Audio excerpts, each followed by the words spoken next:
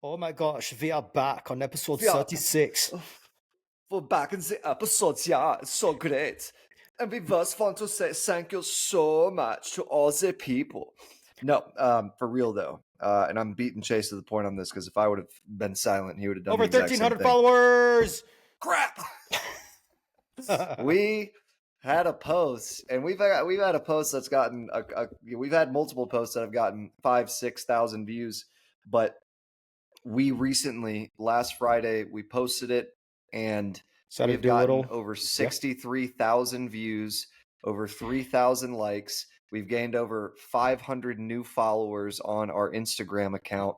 We're now at over 1,300 followers. And we just want to start off this episode by saying thank you so much to anyone and everyone that liked, followed, commented, said something negative.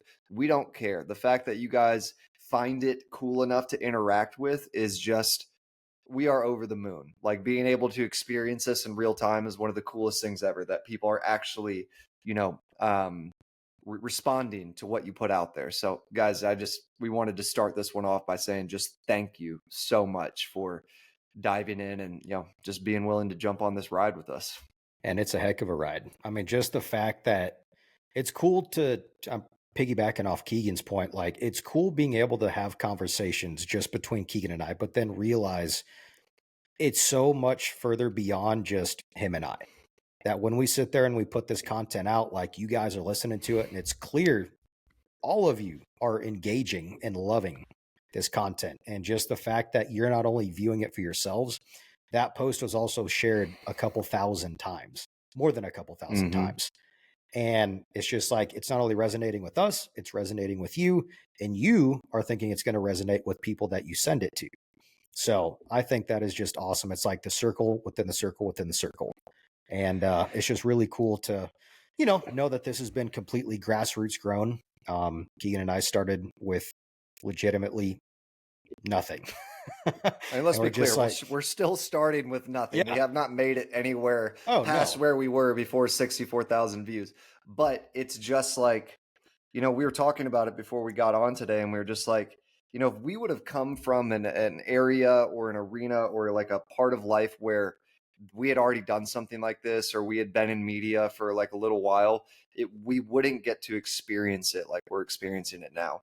just But the not awe only do and the we get to, wonder. like, just for the first time ever, having anyone interact with anything that you produce, that many, like 64,000 views, 3,000 likes, like it is, I've never had anything like that in my life.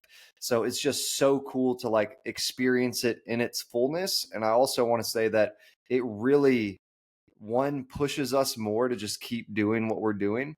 And also, I don't feel as if I could be any more genuine about how appreciative I am towards anyone that interacted with it. Because again, if we would have come from something like this and this would have been a normal thing for us, I don't think we'd look at it the same, and we wouldn't appreciate all the people, that have really pushed us to this position. So again, just thank you guys so much for anyone that has listened. Give a special shout out to Amy. You know who we're talking about. Amy. One of my old clients. Still wants you to come back to APS, but she has from day one just been commenting, liking, sharing, and Since it day is just one, the coolest thing in the legitimately. world. So Yep. we really, really appreciate that. And hey, we are planning on, stick around, because we're planning on, once we have the ability to do it, really showing some appreciation to our fans, because we Absolutely. want this to be as rewarding, or as rewarding as it can be, for you guys to be interactive with it. We want For it to be sure. something that you actually feel that we care and are going to put more energy into in regards to seeing what happens. And it's just, again, over the moon. It's one of the coolest experiences ever, and it feels like we're just scratching the surface. So thank you guys. Absolutely. And just, I mean, on that note, it's cool seeing that so many other people are getting engaged and starting their own debates back and forth. They're debating each other. There's like subsets of conversations happening inside all these posts where people are going back and forth debating. There's holistic conversations happening, and then individual people are trimming down and debating each other. And it's just like everyone's getting involved. It's not just our perspectives, our thoughts. We are literally seeing you guys get involved. And that is honestly that arguably is at least for me, and I probably is for you too, like cooler than the content that we put Don't out. speak for me. I'm You are speaking not for me. you. I am We are 51% of Thoughtify. this podcast. But it's Oh, yeah, man. all that to say, you guys are absolutely awesome.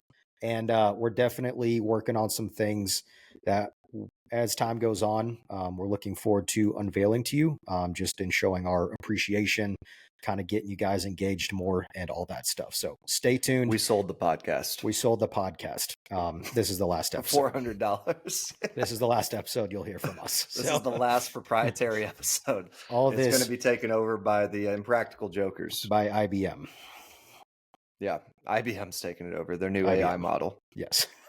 And they're just going to put us on the screen. It's not actually going to be us, but the conversations will be great. What if, and this might be a good segue into kind of, so not to give it away, but the Thoughtify Thought segment for this week, do not be shocked, people and listeners, that it might turn into the entire episode. Just a quick forewarning. But the AI construct of what you just said, how it's going to be taking over our podcast if we were bought out by IBM, what if all 36 episodes so far were AI versions of us already? Well, I think it'd just be redundant because it wouldn't matter because it'd be the product. It's like saying it's like you hold on. It's like you went to Walmart and we both bought the same bicycle and you're like, what if mine was made in Japan and yours was made in China? You're like, we both have the bike. They get the product, they like it. Here's why it's the perfect segue. Because tonight we will be talking about the Matrix and the simulation. Not as to just whether the movie. It is real or if it's not real. And the speculative hypothesis that goes into it. We got to present it the right way. No. Of course, obviously. I was just giving a quick teaser as to how that bleeds into what we're going to be talking about. Open your ears. Open your ears and listen to me. Shut your mouth when you're talking to me, son. Shut your mouth. Listen to yourself as you're talking to me, as I'm talking to you. Listen to me, but hear you. And look at him with your eyes closed. Yes, but so yes, that is pretty much what we'll be getting into for this episode today. And we are still going to say that the rules of Thoughtify Thoughts are that we get 1 minute apiece to talk about it and go back and forth to answer the 3 questions. And the 3 questions are, what's the wildest way? What's the wildest way this plays out? How could this change your daily life? And who benefits or suffers if this is real? And I think what we're going to talk about is perfect for that, just in terms of and for those before we dive in, for those that might be new listeners that don't know what Thoughtify Thoughts is, it's a podcast segment we started doing over the last couple episodes where we carve out a brief, attempted high octane moment to tackle crazy topics. Every single episode covering everything from cutting edge innovations, various cultural vibes, whatever's happening in pop culture, modern politics, global events, crazy wild concepts from quantum mechanics, quantum physics, theoretical physics, i.e. tonight, the Matrix. So, and what Keegan said, we each have about a minute to give our raw, unfiltered takes and opinions for each of those 3 questions. But last episode, it kind of turned into the entire episode. So that's why we're saying forewarning. Time is a construct, and a minute can mean a lot of different things to you and us. For us, a minute could be the whole episode. So if that's what happens, we still kept it within the parameters. We are following our own rules. Why would we make them just to break them? Not because we're going to fake them. But hey, if there's some grass, we might snake them. This is as relative as Einstein's theory. Okay. And guess what? If there's some leaves, we might rake them. And if I see any glass, I might break them. I can't really call glass them. And then, but you can call anything them these days. Hey, it's whatever you want it to be, boo-boo. Whatever you want it to be. Whatever you want it to be, boo-boo queen. Boo-boo queen. Boo-boo skidly. All right. So with that, now that we have introduced the general Thoughtify Thought, we're going to play this 2 ways. Keegan will be going over a general couple principles as to why the Matrix could be real or is real. or the simulation, and then I will be playing the advocate on the other side, Hold on. basically giving points. Hold on, saying as to why it wouldn't be a thing, and then to each side, we both have to answer those questions. And not, I mean, it's proposed to be so we can have a debate, not essentially debate, but Just a we mostly conversation. agree with each other on most things. But yeah, conversation that I think you guys will be really interested in. So Yeah, to fully present it, the Thoughtify thought for the week is: do we live in a matrix? Do we live in a simulation? and is it And real? that is something. And is it real?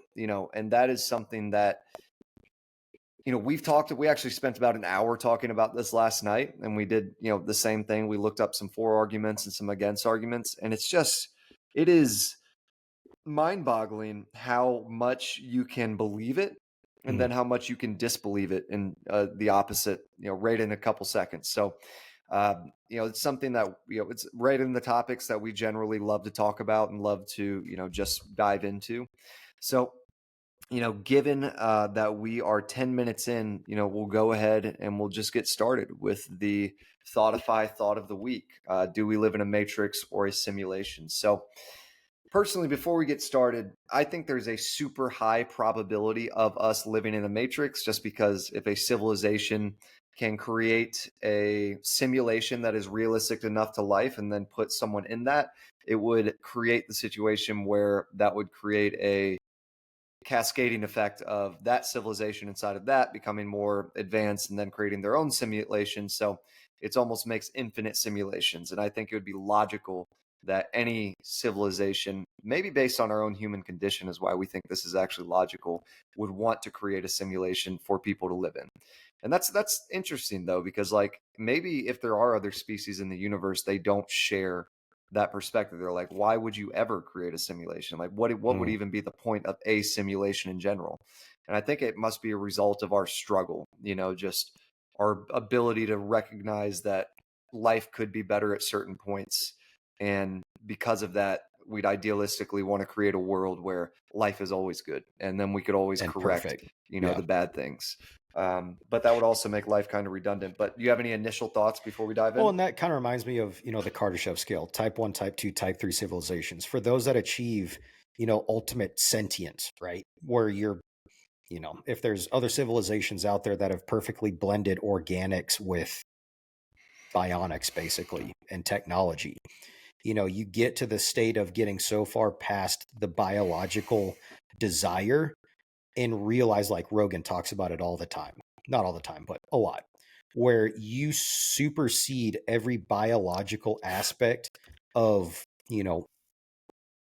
call it primitive humans, like the need to reproduce and just the drive and just all this stuff, that you supersede that mentality and realizing, you need to constantly achieve a higher version of intelligence and expansion and longevity and all this stuff.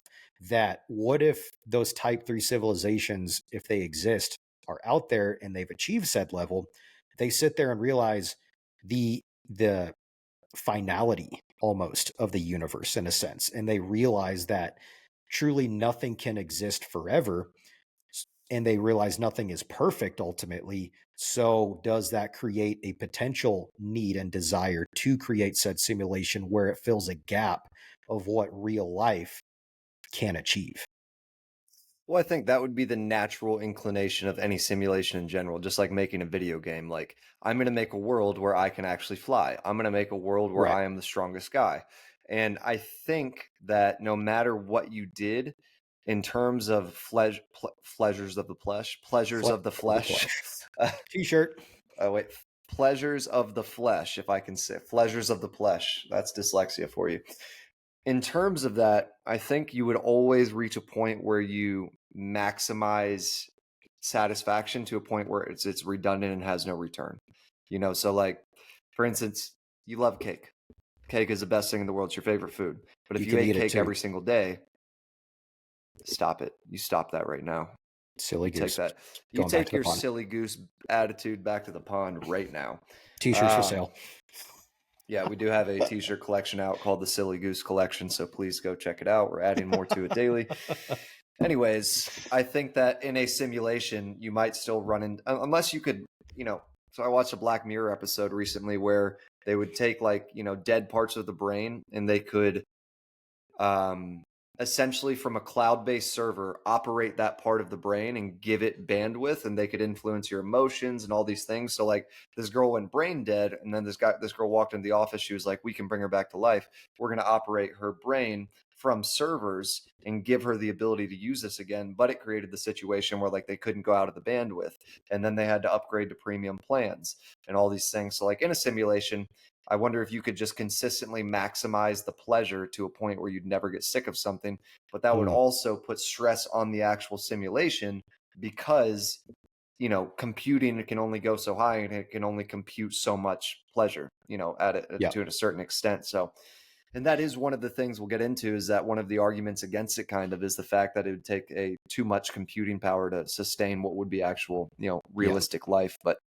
we've Well, and got then things too, against that. yeah, kind of going back to the one point you said, like realistically, what would be the point of creating a simulation?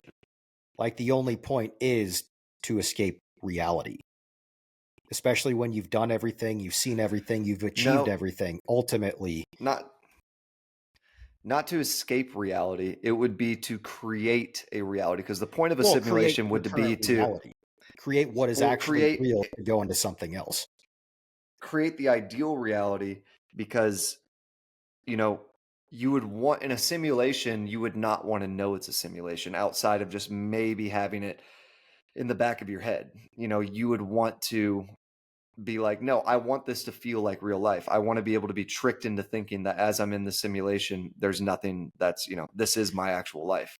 So it would not be to escape reality. Well, I mean, it would be multifaceted. It would be both to escape one reality and to create a reality that you don't want to escape. But here's, oh man, we're we're already steering this conversation.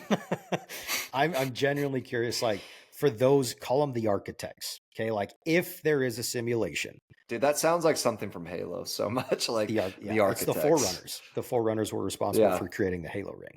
But yeah, um, for for an architect to create something so perfect, could that architect fully immerse themselves in that, knowing that they were the ones that created it? Like if they wanted to fully disconnect, right? Could that architect even get to a point to simulate into or be part of their own creation to fully make themselves forget that they created it in the first place to go live in their pretend reality? Well, that would beg the question, like Ready Player One, where there's that one guy Right. who is like, he knows it's a simulation, but still has like a version of himself that plays in the simulation. Yeah. Um, But it's like so the I think real it, non simulated version of him that's somehow in the game. I think that would probably be what it was, is to the, it would almost be like Jesus coming back to, earth, and or not coming back like when Jesus first came, in terms of like, to everyone he is presenting as here in real life. Not that he wasn't, but like he has knowledge that we don't have, that allows him to recognize that this is not the whole show. So Right. it would just be like we would perceive them and never be able to decipher them as Right. the person, but they would just have that knowledge that would be, their kind of Well, I mean, competitive advantage. legitimately, it's the Matrix, Neo. There's always a Yeah. select group of individuals that broke out of the simulation that know the truth. And they can go Yeah. into the Matrix and you see all the people walking around like this is real life. But meanwhile, there's a select few that actually know this is not real life. Yeah, So 100%. Well, with that being said, you want to go ahead and get into some of the arguments? I'd say let's just wrap up, call it a day. Yeah, it was a good episode. All right, guys, we'll see you on episode 37. Got some exciting stuff coming up. Just kidding. Let's do it. Dive in. All right. So, where did my little pop up go? It usually pops up right down here as I'm talking to you. But either way, So, and I, so I'm going to start with the going. no, I was just going to say, just because we're presenting one side doesn't mean we necessarily line up with that side. We're just Yeah, we're equally just, presenting both sides and talking about it. yeah, 100%. Usually we're pretty, on the same page as each other when it comes to these things, even without talking. So, there's about 10 really good arguments for us living in a simulation or the Matrix. And I searched for the top three, the strongest ones. And if we need to, we'll go into the other ones. But the top three are these. So Main arguments for the matrix hypothesis: simulation hypothesis, probability. The simulation argument starts with a pretty simple but unsettling premise. If it's ever possible for a civilization to create a hyper realistic simulation of reality, one detailed enough to include conscious beings who believe they're real, then the number of simulated realities would quickly outnumber the original base reality. Statistically, that would mean it's far more likely we're in a simulation right now than living in one true universe, which is kind of the argument that I've already presented, which is a very popular one in regards to simulation theory. But the second strongest argument is physics as a computer code. When you look closer at the way our world works, the idea gets even stranger. Physics isn't smooth and continuous. It's broken down into the smallest possible units, almost like the pixels on a screen. Even time ticks along in discrete steps.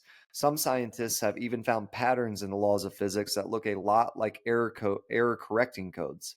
The kind of thing you'd build into a computer software to keep it running smoothly. That's a weird coincidence, unless it's not a coincidence at all. And that is really interesting because, when people say they see glitches in the matrix or something of the sort, that would be the computer simulation or the simulation in general correcting itself and saying, oh, there's something, fix that real quick, make them believe they didn't see it. And then the last one, the last strongest argument for us living in a matrix or a simulation: quantum rendering. This is one that I'm a massive proponent of because it is, at its purest form, the most mind-boggling thing I think I've ever tried to wrap my mind around.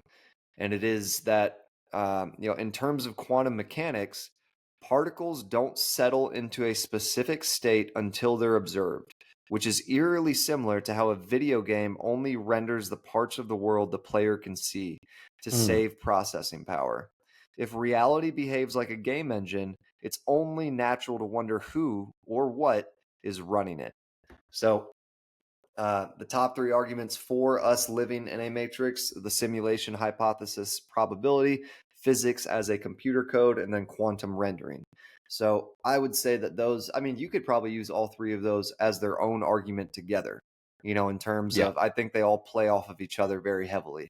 In Yeah. terms of quantum rendering, that would lean into the rendering being code, and then the, probability that we're already in a simulation would just put the, cherry on top of the cake in terms of, wrapping that up. So now that we have gone through the three strongest arguments, and I actually think there's better arguments that we'll introduce here soon versus those, but Chase, go ahead and give them the three or the top arguments against us living in a simulation. So, first one, there's no actual evidence. Despite advancements in quantum computing, no observable anomalies such as glitches or unnatural patterns or external control signals suggest our reality is simulated. Extensive scientific observations across disciplines show no signs of a programmed environment. Consistent physical laws. Number two, the universe operates under consistent, mathematically predictable laws, i.e., gravity, quantum mechanics, etc., that govern everything from cosmic structures to subatomic particles. This uniformity is more indicative of a natural reality than a constructed one, even if quantum computers could theoretically simulate complex systems. Third one, simulation impractical. Simulating a universe as detailed as ours, including every particle and consciousness, would require computational resources far beyond even advanced quantum computing capabilities due to immense energy and processing demands. If a simulation were perfect and undetectable, it would be functionally identical to a real universe, rendering the hypothesis speculative and untestable. So I already have so many arguments against everything you just said. And again, not that because you're the one saying them, but even if you do say something, I'm going to disagree for the sake of it. Uh, that's just our relationship. We will always just be like, hey, did you know this? And then one of us is like, I don't think so. Let me go look that up and argue with you. Legitimately, even if it is absolute fact. 2 plus 2 But equals 4. Are you sure? are you positive? You sure about that? Where'd you read that? Um, so one of the things that we were talking about this last night, and I was like, so the one that you had just said that the universe operates in very specific ways. The crazy thing is that argument can be presented the exact opposite way. For instance, it's right here. Mathematical universe. One of the strangest aspects of reality is how perfectly it can be described with mathematics. From the movement of planets to the behavior of subatomic particles, everything follows precise, elegant equations. That's exactly what you'd expect if our universe was running on a set of coded rules, a kind of cosmic software that dictates every interaction. So that same argument of like the laws of physics being predictable can also be used to argue the exact opposite point. I think it's just like a matter of perspective. Right. Well, and it's like it's the aspect too. Like, yes, I agree with that 100%. But it's like it's almost like it's one and the same in a sense of whether it is a simulation or whether it's natural law. Either way, it is what it is. So Yeah. like it goes back to the one point regarding the perfect simulation is irrelevant. So if a simulation powered by quantum computing perfectly mimics reality with no detectable flaws, it's functionally indistinguishable from a real universe. So therefore, the simulation hypothesis is untestable and practically irrelevant as our experience remains the same either way. I just disagree with that so much because that's only irrelevant for us. That's not irrelevant for whatever is able to observe the simulation. It's only irrelevant because we wouldn't be able to tell the difference if it was one thing versus another. Right, So that's a correct. subjective argument completely. In terms of, it's more of saying like, does the string have an end, and who's pulling the string if it has an end, who's tightening the string. So that again, these arguments are just, I feel like there's stronger evidence for us living in a simulation than the arguments against it, like right off the bat.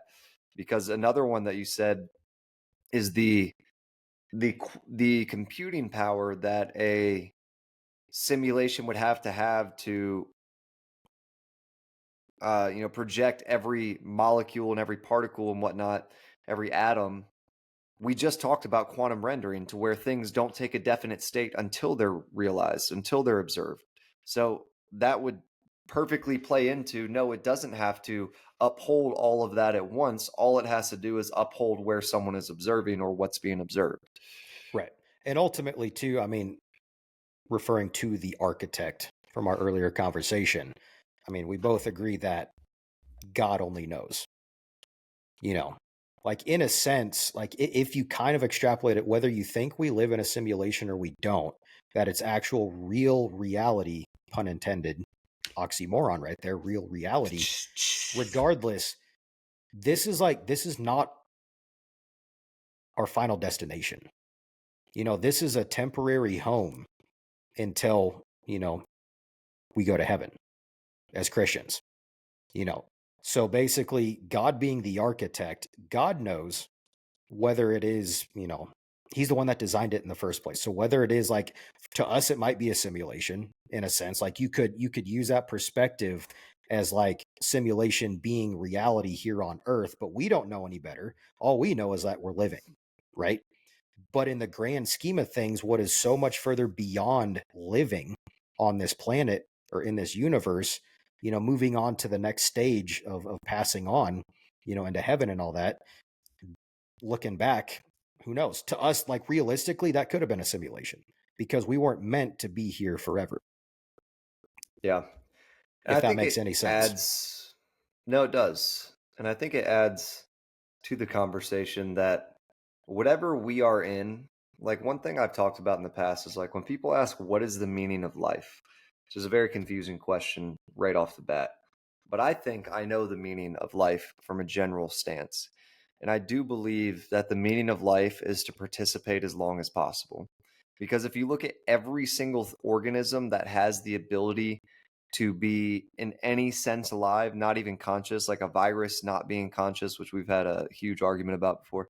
Um, but like viruses, they're not conscious, but they're living. And what does every single thing, whether it has consciousness or doesn't have consciousness, have in common?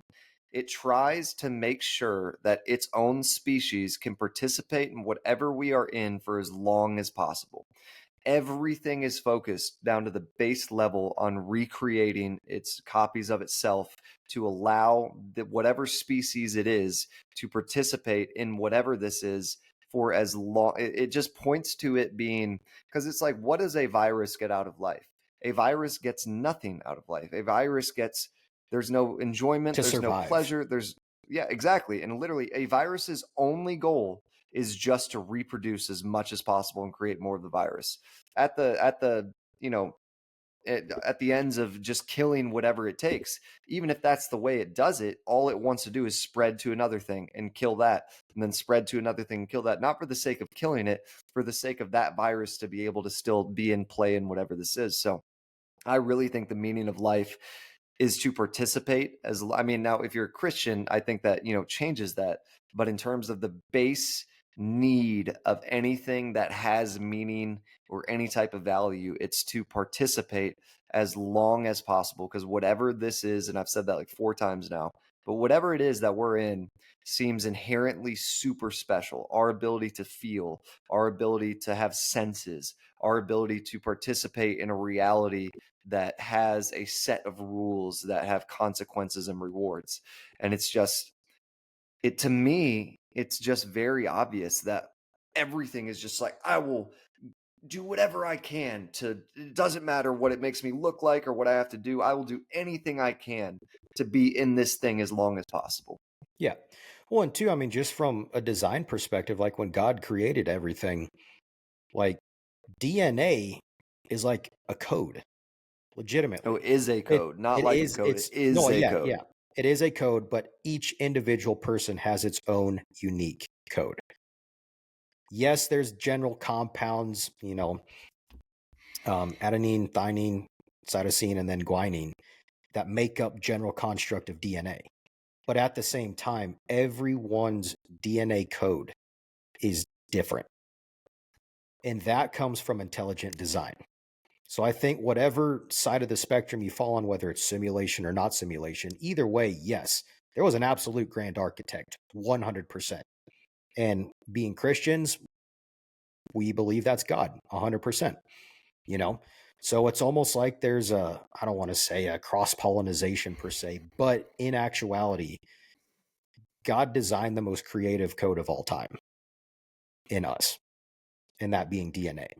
So it's just interesting to see crossovers in an aspect of the nuances kind of that come across, especially with DNA looking like a biological blueprint or a database legitimately of information. And there's that guy, I think it was like Stephen Meyer or something like that. He went on the Joe Rogan podcast, and he's a Christian, but he's also a scientist. And he talked about how, like, in terms of, and I forget what it was, but he was talking about certain things in cells that have certain types of genetic coding.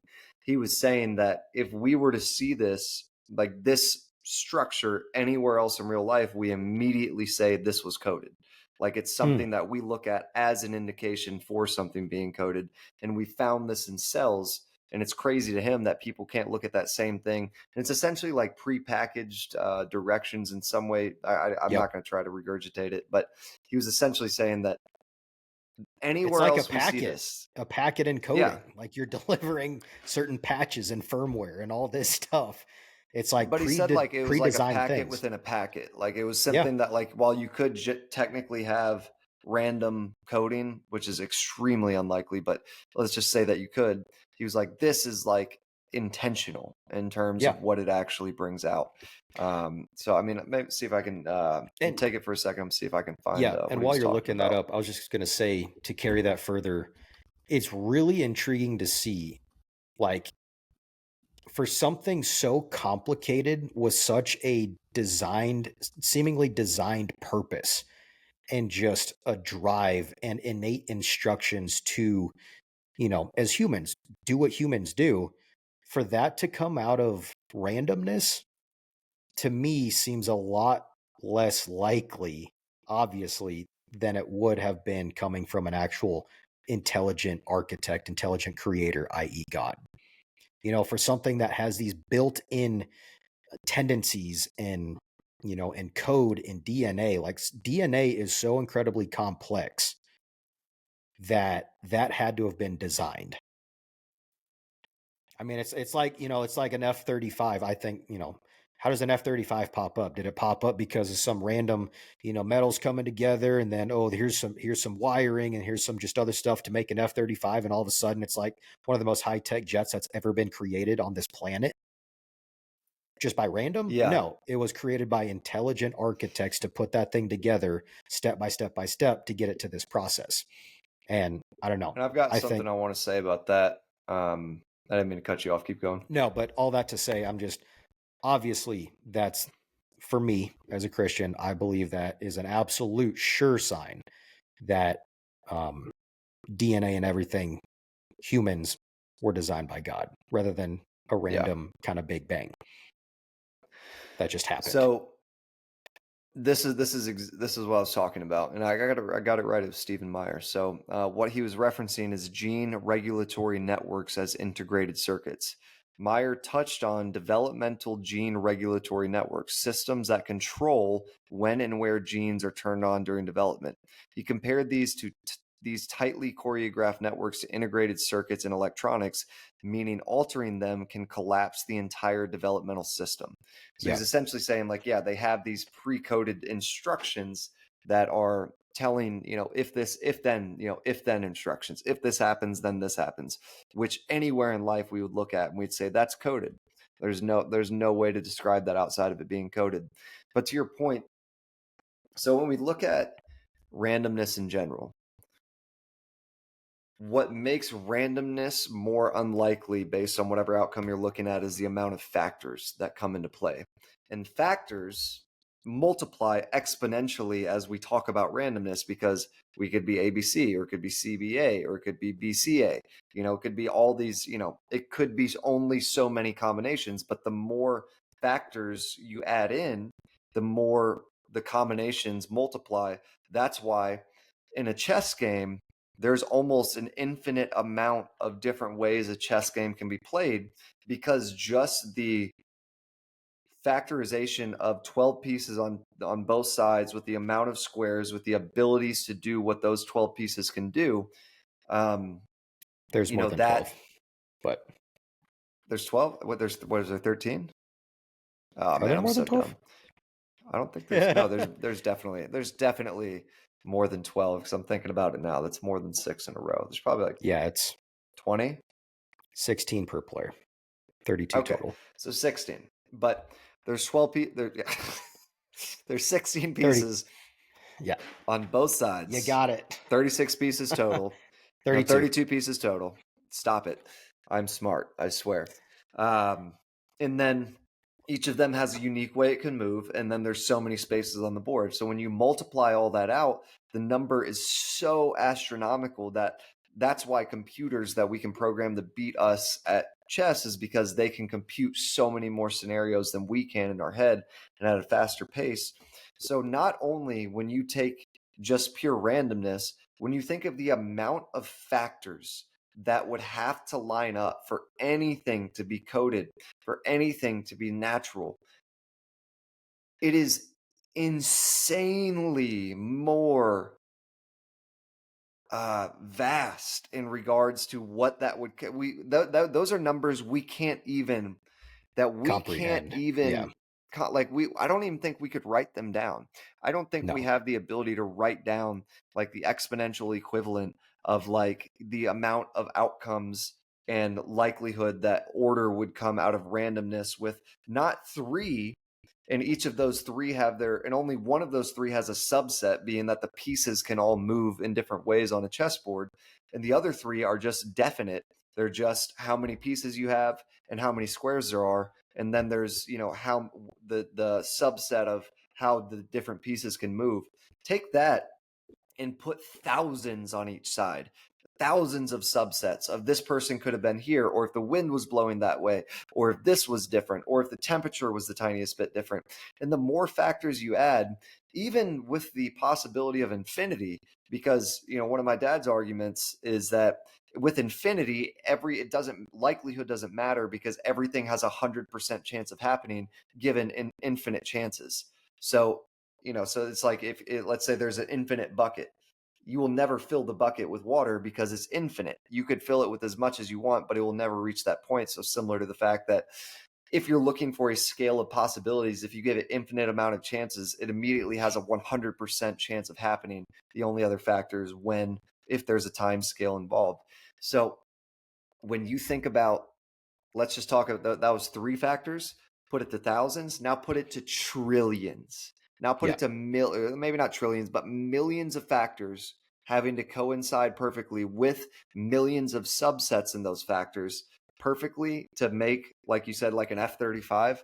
I think that in and of itself is more of a reach than God, like 10 times more of a reach than there being a God.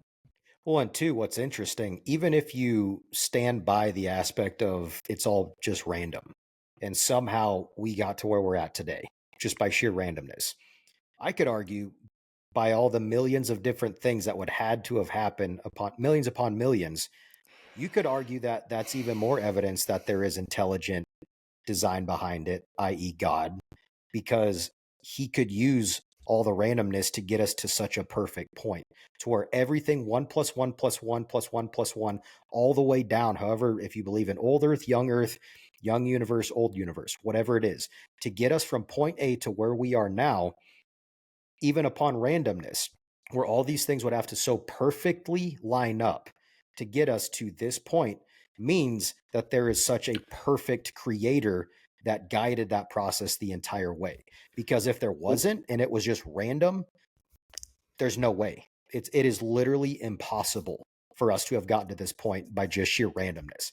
But sheer randomness could have gotten us to this point if God orchestrated it, you know, either way. So I think that would just be even I mean, more proof that there is God, that, if he wanted to do it randomly, he could have, but I don't think he did it that way. That's not what the Bible well, says. you're But regardless, if you believe in the randomness, that randomness to have gotten us to such a coordinated, like perfectly complex species of individuals had to have been dictated by God.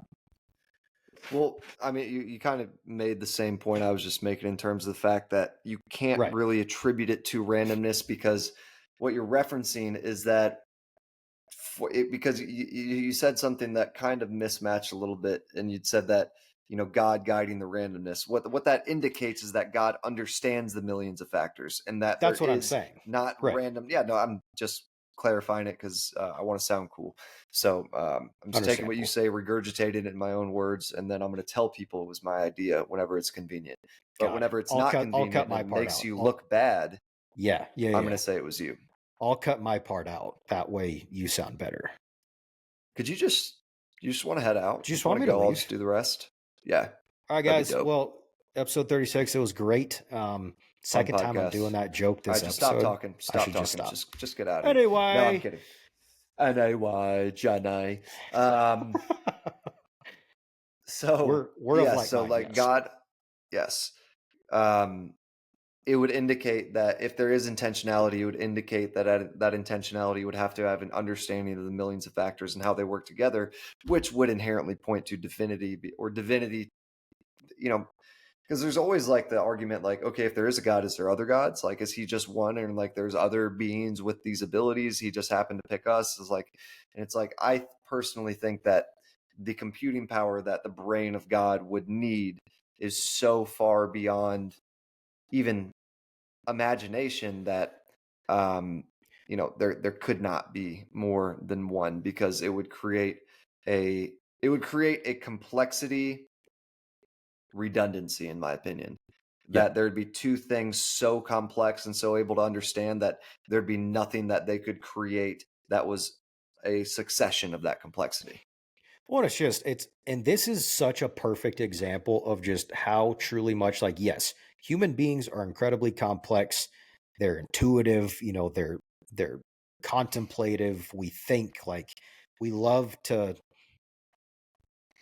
just talk about what could be, especially the things we don't know. And I think this conversation is such a perfect example of how our brains can even wrap around the concept of God. Yeah. Like ultimately, like we can't even understand infinity. We can try, but we are not going to fully We can comprehend say it it, but because we we can can't say it. comprehend it. It's literally impossible. So I think that's what's cool about this conversation is like we're talking about like whether it's a simulation, whether it's not a simulation, it's reality. Either way, God is the architect and the ultimate grand designer, the divinity behind everything. So it's like depending on which side of the spectrum you fall on, like truly it almost doesn't matter. You know, But it matters from a subjective standpoint of well, what that means to subjective, you yeah, in but terms of. objective, absolutely not. Like it But I doesn't. mean, but what you're essentially saying is objective is unknowable. We can't objectively test nor tell whether or not there is a God. So No, I'm really, saying a all that. simulation, not a God. Well, I'm that's, not I mean, saying it's that. same thing. Regardless, it's the same thing. We can't objectively test whether or not this is a simulation. So the only Right. thing that inherently matters at the end of the day is our subjective experience and how we project that. But going back to something you had said, it leaned into a point, and I've never thought about it like this. If there were two gods, that would create a complexity redundancy because it would only make sense if there was an ultimate complexity, and then whatever we are living in is a reflection of that complexity, not itself. But that's why we have the concept of infinity, but we can't actually understand infinity. We can write it on paper, we can say what it is, but you could never actually look at infinity because it's purely unknowable. So it would only make sense that at the highest level of complexity, that it wouldn't try to create something to succeed its own complexity. It would try to create something that reflects its complexity because there is nowhere else to go. And then that would also lean into making sense as to why in that reflection of complexity versus creating something that reflects our own, we try to create something that succeeds our own because we know there's something there, we know there's There's something something more. more. And that's where, Absolutely. yeah, AI comes from. And that's why we're creating these things. Is we are like, it's just like when you're looking in the mirror and you see your face the opposite way of where it's actually looking at you. And just like we're in this reflection of complexity, we're acting opposite of the way God acts because we're like, we know there's more. So we're going to try to create something to identify and find the more. Whereas God is like, there is no more. I'm going to create something to reflect the highest level of what there is. Yeah. I.e., man was created in God's image. And what's interesting Exactly. about that, God exists in Father, Son, Holy Spirit. So three in one, they're all distinctly different, but they are the same. They are one. And I think So this is, that is such a thing to like wrap your head around that.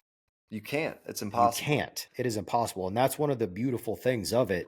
Like we as humans, like God instilled in all of us just the desire to learn and to just create, and that's one of the awesome things, Valley Creek. Not ashamed. I mean, not ashamed. I'm going to say, I'm not worried about saying where we go to church because Yeah. come find Great us. It's not church. like we carry guns. So if A you're going lot to of do people in that something, church with guns. yes, don't do it. But all that to say, Valley Creek, where John has said it multiple times, like we are designed to create, to imagine, to create a future with God. That's the way that he designed us.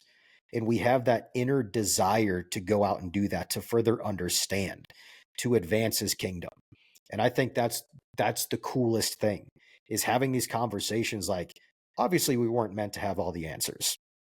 I mean, It would be so be it. boring if we did. There'd be nothing to chase. There would be no reason to have a desire to do anything at all because we'd have every single piece of information. But just the idea of thinking about God, three in one, Father, Son, Holy Spirit, our human brains, like we know that, We but can't we actually can't understand it fully though. understand it. And that is Like, like how the can two things crazy, exist in the same place at the same time? It's like our brain can't like put that we can't together. wrap it around. Yeah. So I think that's what's incredible. Like, and it was going through our Bible study. I think it was who my dad has referenced in the past. I believe it was Pascal, Blaise Pascal. I think it was Blaise Pascal. I could be Pedro completely wrong. Pascal? Yeah, him for sure. That guy. Not at all. But inside every man is a God-sized vacuum that only God can fill. Yeah. So that inner desire, that inner strive to find out who you are, what is my identity, all this stuff. And we've talked about it in previous episodes, not to go off on a little tangent, but I will just for the sake of this point. is so many individuals try to fill that God-sized hole or that God-sized vacuum with so many other things in today's world. And that's why Yeah. everyone always feels so empty and they put their identity in so many other things that never fits the bill. It never fully satisfies because that God-sized vacuum is something only God can fill. And it's Yeah. just, I don't know, it's the interesting paradigm and the dichotomy of just like we as humans, we have that inner creation of what God intended us to have to move forward, to create and all that, to imagine, but it realistically only points back to him. Well, I want to go back to something that you said in terms of, we're made in the image of our creator. And this is something that I'm not trying to, brag on myself, but I thought about this as a young Christian, and I, think deeply about a lot of stuff. And this is one of the things in terms of the story of Adam and Eve and what it actually means. And, it plays in, if you talk to someone who doesn't believe in God, that, believes more in the universe, they'll tell you, or for most of the time, their thinking goes along the lines of we're all part of a collective consciousness. We are all God. We are all creators. Yeah. We are one, consciousness experience. It's experiencing itself in, The answers are you within know, you. Yeah. well, now hold on, because that doesn't, that also plays into Christianity very heavily, because if God is the ultimate consciousness and we are meant to be with Him, I do believe that we are sharing part of God's, consciousness. He's the one who gave it to us, but we have it in the individual aspect of understanding that we are, a unique, creation by God. But when you think of, you know, so like that argument that we're all God, we're not all God, but we are like God in terms of what you said, made in his image. And what is God inherently? God is a creator. So we create, just like that's what we've done since we have been on this earth. We create. It's inherent in us. It's in our DNA. But what makes us like God? And I think this is where people really mistake how special reality is and how special our ability to do anything in this reality is, because when Adam and Eve came to the snake said, God doesn't want you to have the knowledge of Him. He doesn't want you to be like Him. And that knowledge is good and evil, being able to discern what is actually good and to discern what is actually evil. Because if you know that, you are then accountable for the evil or the good that you create. And if there's a set of rules that governs the universe, which would be pointless to break if a perfect being created perfect rules, it'd make them redundant if they broke them. Those rules have to be followed. But just like someone, speeding where there's no speed sign, I'm not saying this happens every time, but they are inherently, they can't necessarily be blamed because they had no idea. So the way we started was in perfect relationship with God. But then when we were given the knowledge of good and evil, that made us like God, because we can use our mouths, or your tongue is the sword, to actually create good that wasn't there before, and we can use our mouths to actually create evil that wasn't there before. And because of that, we are accountable for both sides of that. And God knew going into that, saying, you don't have the character or the ability to properly steward this knowledge as I do. Therefore, I'm going to create a situation to where you are abdicated of that responsibility, but we can still have relationship. We took that and we said, now we have this and we can be more like you and we can create good versus evil. And then he said, well, then you have to be accountable for that. And I know for a fact you'll never actually have the ability to intentionally always create good. You will always have also the ability to create evil, and you have to be held accountable for that. And I love you so much that I'm willing to find a loophole in the rules that would allow you to still have a relationship with me, just as if it's the exact same thing as a lawyer coming in and finding a loophole in the law and saying, yes, he did break the law, but he still did this, and that negates him breaking the law. And that's exactly what Jesus did for us. So I really think that those two arguments of we are, gods in and of ourselves, and then that, the Adam and Eve story actually just play into each other. We're not gods in and of ourselves, but we No. are like God in the ability that we actually have the ability to create good versus evil that didn't exist prior to. Well, and it's the aspect, and this is an interesting thing I kind of just thought of as we're having this conversation. Like we've heard it before in our Bible study, but like man has a tendency to add to. We always have to add to things because we feel like we need, you know, not like we need to complicate things, but by doing so and by adding to things, we inherently complicate it. So I go back Hmm. into early Genesis where God says, "You shall not eat of the fruit or of the tree of the knowledge of good and evil, of knowledge and good and evil." But later, when the serpent tempts Eve, she responds and says, creates and adds to it in a sense of, we must not eat of it, nor must we touch it. So she is inherently creating additional tendencies of which, or stipulations upon which we are supposed to function. You know what I Interesting, just isn't it? realized? That is No, that's crazy. extremely interesting. That is really wild. That's So that is right. inherently creating or adding to something beyond what God said No, no, no, no, no. before. I completely disagree. No, no, no. You are that is not creation, because creation is what we Well, are judged on, the good versus evil. I think that is you're like creating adding a stipulation. parameter. You're But I creating mean, a parameter. You're it didn't adding to it. create something, but it's not creation in the sense of us creating good versus evil, because that did not No, create I'm anything. just inherently saying creation in general, creation adding to developing whatever it Actually, time is, out. you are I do adding a agree. stipulation on top. Yeah, I do agree, because before that, we were not held fully responsible for our creation, but still had the ability to create. We just couldn't discern, or didn't have the ability to discern good from evil like God did. correct. Therefore, whatever we did would be in relation with Him, and it would be guided by Him. But, obviously, that creation before that we actually took the bite was a good creation. We're not supposed to eat. We're not even supposed to touch. Inherently, I think that was guided by God and the idea that that's good, because, like, just like temptations, if you don't want to if you don't want to, cheat on your wife, don't go to the strip club. Like, it's if you put yourself in a situation, then you're going to be more likely to do something you don't want to do. But, still adding to and trying to put our stamp on anything that, God has already put his Right, stamp on. right. It's just interesting that all throughout human history, we are always adding to. And Yeah. that's where legalistic, I mean, that's a whole separate conversation, but legalistic societies and cultures come into play. Like, Yeah. you can't do whatever, on said day. You can't do this. You can't do that. You have to do this. Like, we're always adding to, because Yeah. we're inherently trying to define and make ourselves more holy, more perfect in a sense, more achieving.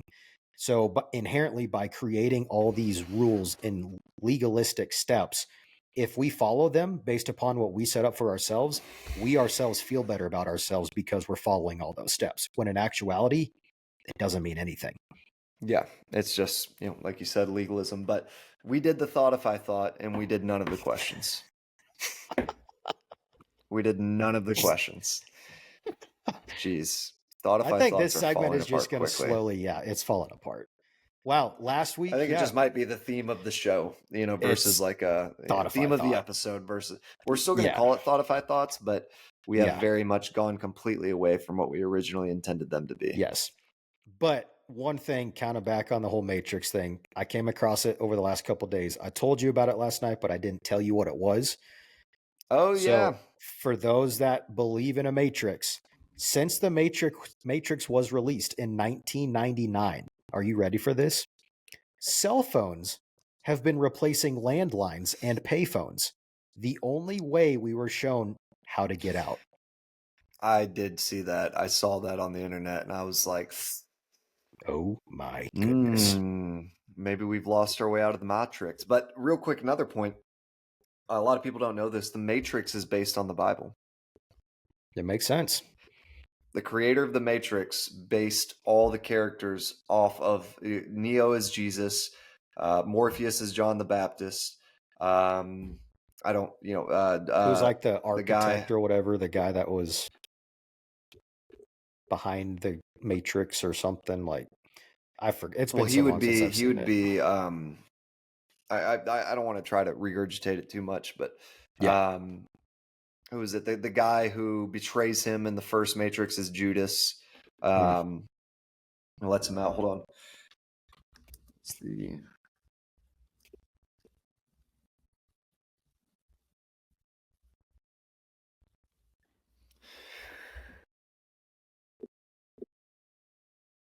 Awkward silence. so why people be quiet. I saw someone talking about it is being based on the Bible. The chosen one, Neo, is prophesied to save humanity, much like Jesus foretold to redeem mankind. Death and resurrection. In the first film, Neo dies and is brought back to life with great power, a clear nod to resurrection. Self-sacrifice in the Matrix Revolutions. Neo willingly gives up his life to defeat Agent Smith and bring peace, mirroring the crucifixion as an act to save others. Disciples in Prophecy. Morpheus and the crew of the Nebuchadnezzar are like apostles believing in Neo before he believes in himself. That's kind of off base. The name Neo, an anagram of one, linking to the prophesied savior figure. Other influences mixed in: Gnosticism, the idea that the material world is an illusion created by a false god and salvation comes through awakening to hidden truth. Buddhism and Hinduism, concepts like reincarnation, Maya, in parentheses, illusion, and enlightenment appear heavily in the film. Cyberpunk influences from sci-fi authors like William Gibson, and anime like Ghost in the Shell, and then philosophy themes from Plato's Allegory of the Cave, where people mistake shadows for reality until they're shown the truth. Bottom line, The Matrix isn't, shut up, yes it is, directly based on the story of Jesus, but the Wachowskis, Mike Wazowski. made the Wachowskis pulled from Christian symbolism alongside Eastern spirituality, You are my mythology, new and number classic one sci-fi employee. philosophy. Okay, so There you go. yeah, but I mean, you kinda can draw parallels. no, for sure, I think without a doubt. hold on. I think the person actually who made it actually intended it. But we're literally Yeah. at the precipice or the end of our episode, so we'll have to save it for another time. But Chase did want to kind of tease something that we are going to be having in the next episode. Yes, I will say Lord of the Rings, J.R. Tolkien, that is a biblical based book. So Lord of the Rings is better than anything else. Token. But yeah, next episode, we are having a good friend on. He is a content creator. I'm not going to give too much because we're going to save it for the episode. But he's done a lot of really cool work with big name artists, just on the marketing side. We'll give the rundown. Well, he does media for them, like he does Rodney media. Atkins. He's done work with Randall King, the Yodeling Pat Kid. Green. Yep. Yeah, He's a lot of big name artists on his channel alone. He has over 16 million views on all of his content. So, we've definitely taken some pages out of his book. We're just going to pick his brain and just talk about content creation in general. Definitely tune in. It's going to be an interesting episode. He's a super cool guy, and we'll introduce him as he comes onto the episode. Absolutely. So looking forward to that. It's just going to be a good conversation, and we hope there'll definitely be some wisdom and advice just imparted from his own journey as he's kind of progressed down this road. And for anyone that's wanting to do something similar, we think it'll be a good place to just kind of tune in, just to hear some perspective and thought and experience. So definitely. Well, should we just say his name just so people can go check him out prior to his name is some views? His name is Alice. Yes, we'll save his real name. Awelles. Yes, I mean we'll save his real name for next time. We got to keep people interested. We can't give all the secrets away. Know. I feel like we're gatekeeping views from him by not saying his name. I mean, I don't think so. Either way, Jordan Matthews, Alice. That is who's coming on next episode. Look him up. Go subscribe, him up. Do all the things. Absolutely. He's a little bit younger than us, but in terms of like a good brain for things like this, he knows what he's doing. Oh, he's a wizard. So he's done a lot of good content. So definitely go check him out. So hopefully, we'll catch you guys all on next week's episode with Jordan. We're really looking forward to it. I think it's going to be an awesome conversation.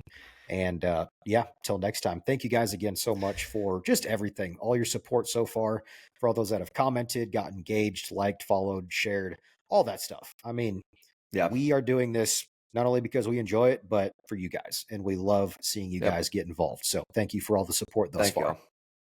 We appreciate it. But y'all have a great night. I hope you enjoyed episode number 36, and we'll be out with 37 next week. Peace out, Cub Scouts. Peace.